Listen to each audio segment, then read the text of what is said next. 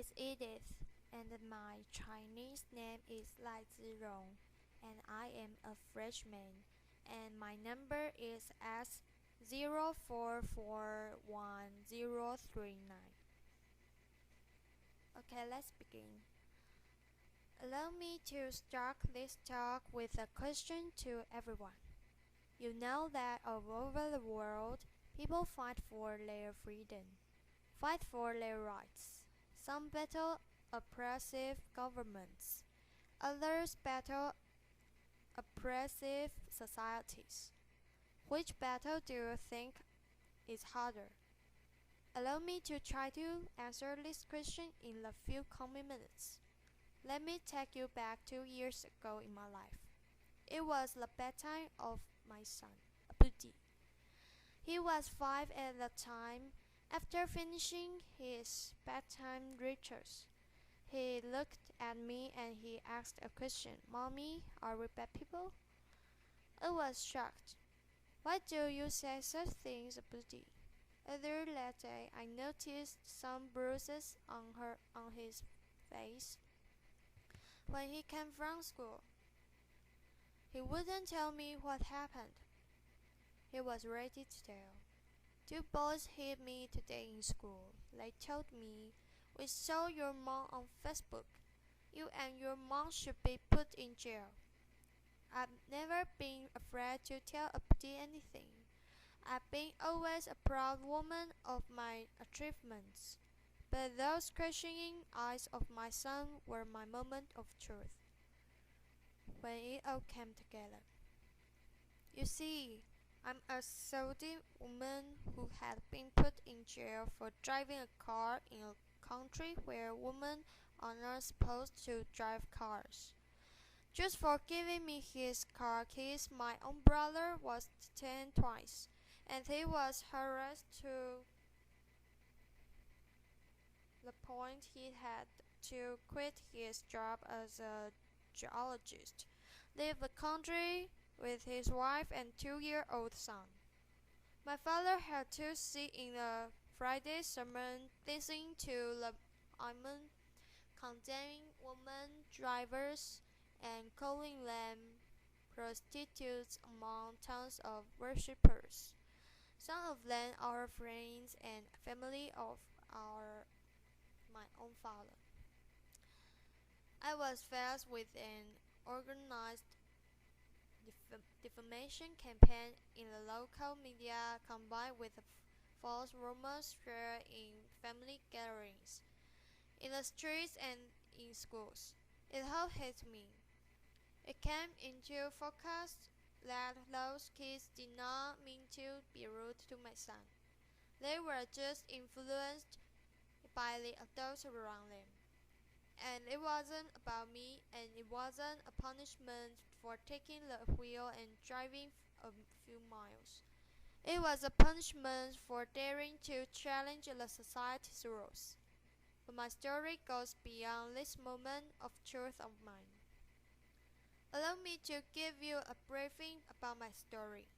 It was May 2011, and I was complaining to a work colleague about the harassment I had to face trying to find a ride back home. Although I have a car and an international driver's license, as long as I've known, women in Saudi Arabia have been always complaining about the ban, but it's been 20 years since anyone tried to do anything about it. A whole generation ago. He broke the good bad news in my face. But there is no law banning you from driving. I looked it up, and he was right. There wasn't an actual law in Saudi Arabia. It was just a custom and traditions that are enshrined in religious fatwas and imposed on women. The realization ignited the idea of June 17th, when we encouraged women to take the wheel and go drive. It was a few weeks later we started receiving all these men will rape you if you go and drive. A courageous woman, her name is Nadra Hariri. She's a Saudi woman in the city of Jeddah. She drove a car and she announced, but she didn't record a video. We needed proof, so I posted a video on YouTube. And to my surprise, it got hundreds of thousands of views the first day. What happened next? Of course, I started receiving threats to be killed, raped, just to stop this campaign. The Saudi authorities remain very quiet. They really creeps us out. I was in a campaign with other Saudi women and even men activists. We wanted to know how the authorities will respond on the extra day, June 17th, when women go out and drive. So this time I asked my brother to come with me and drive by a police car. It went fast. We were arrested, signed a pledge not to drive again, released. Arrested again, he was sent to detention for 1 day and I was sent to jail. I wasn't sure why I am still there because I didn't face any charge in the interrogation. But what I was sure was my innocence. I didn't break a law and I kept my abaya. It's a black cloak we wear in Saudi Arabia before we leave the house.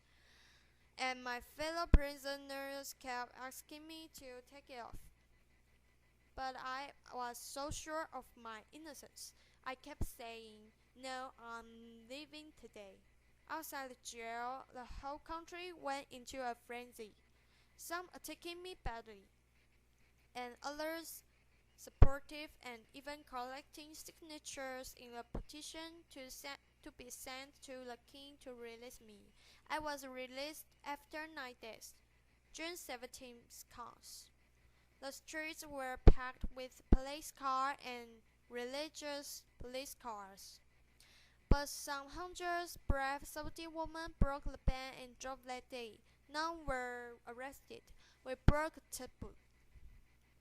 So I think by now, everyone knows that we can't drive or women are not allowed to drive in Saudi Arabia, but maybe few know why. Allow me to help you answer this question. There was this official study that was presented to the Shura Council.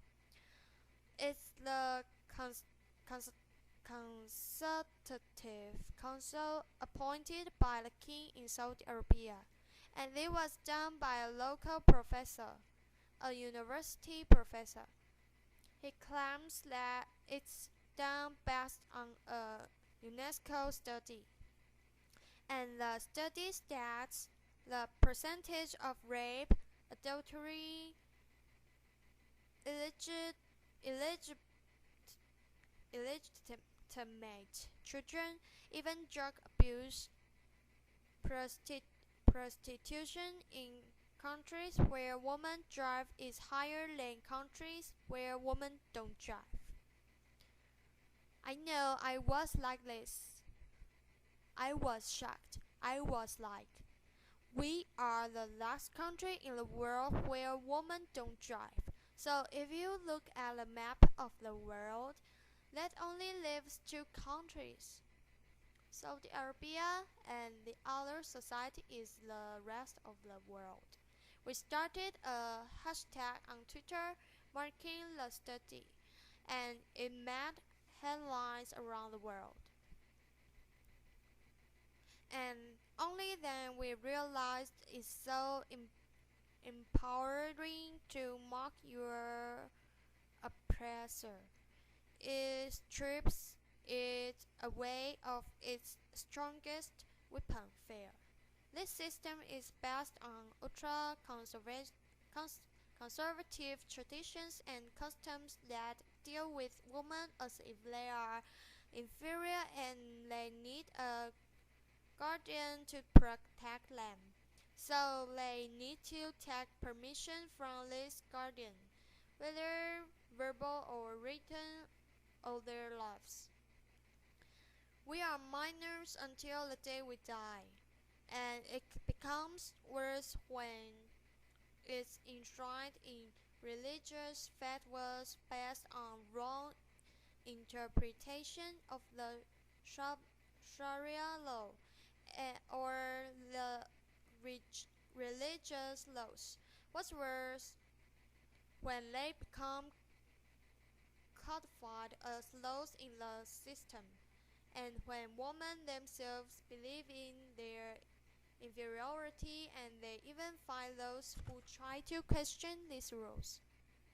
So for me, it wasn't only about these attacks I had to face. It was about living two totally different perceptions of my personality, of my person, the villain back in my home country and the hero outside. Just to tell you two stories happened in the last 2 years. One of them is when I was in jail. I'm pretty sure when I was in jail, everyone saw titles in the international media, something like this during these 9 days I was in jail. But in my home country, it was a totally different picture. It was more like this. I know. It's okay. This is my favorite. And it goes on even trials and flogging me in public. So it's a totally different picture. I was asked last year to give a speech at the Oslo Freedom Forum. I was surrounded by this love and the support of people around me, and they looked at me as an inspiration.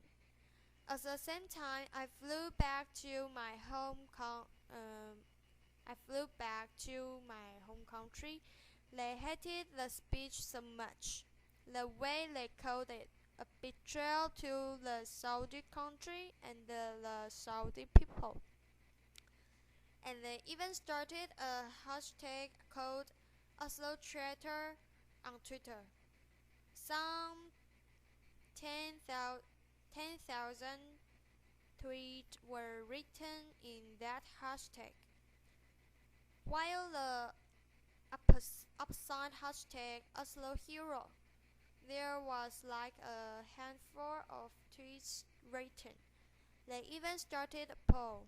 More than 13,000 voters answered this poll, whether they considered me a traitor or not after that speech. 90% said yes, she's a traitor. So it's these two totally different perceptions of my personality. For me, I'm a proud Saudi woman and I do love my country, and because I love my country, I'm doing this.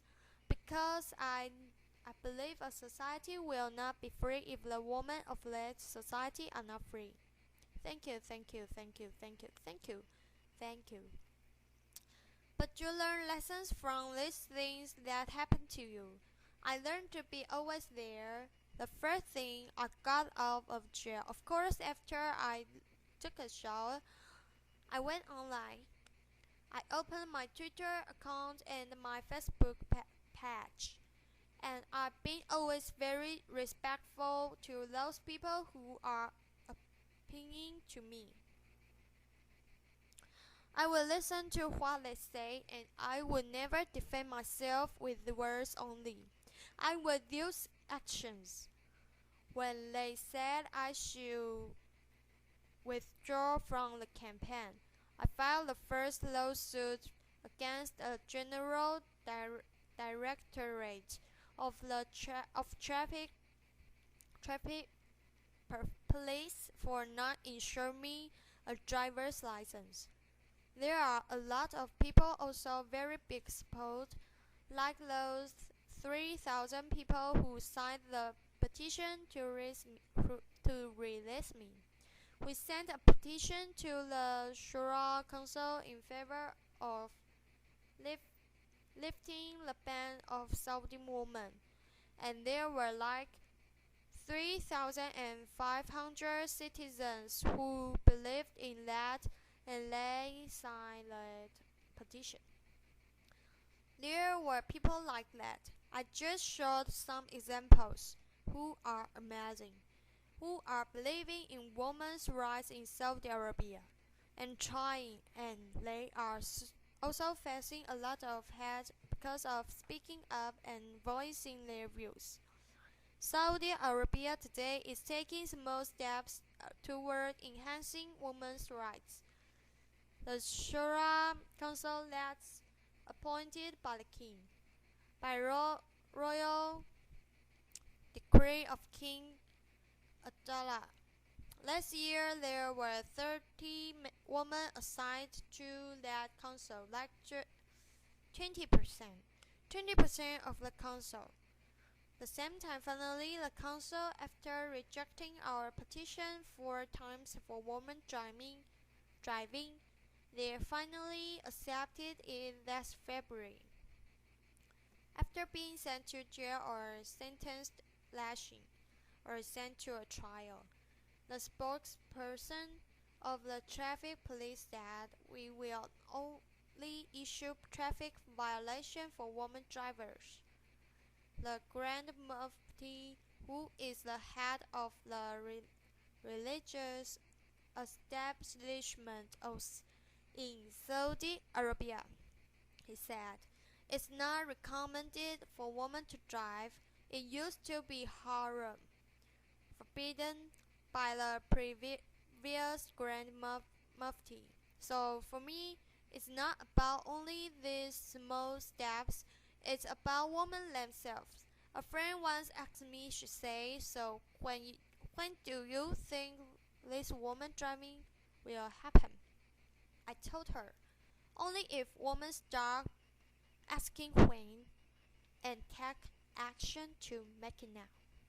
So it's not only about the system, it's also about us women to drive our own life, I say. So I have no clue really how I became an activist. And I don't know how I became one now. But all I know and all I'm sure of, in the future when someone asks me my story, I will say, I'm proud to be amongst those women who lifted the ban, fought the ban, and celebrated everyone's freedom. So the question I started my talk with, who do you think is more difficult to face? Oppressive governments or oppressive societies?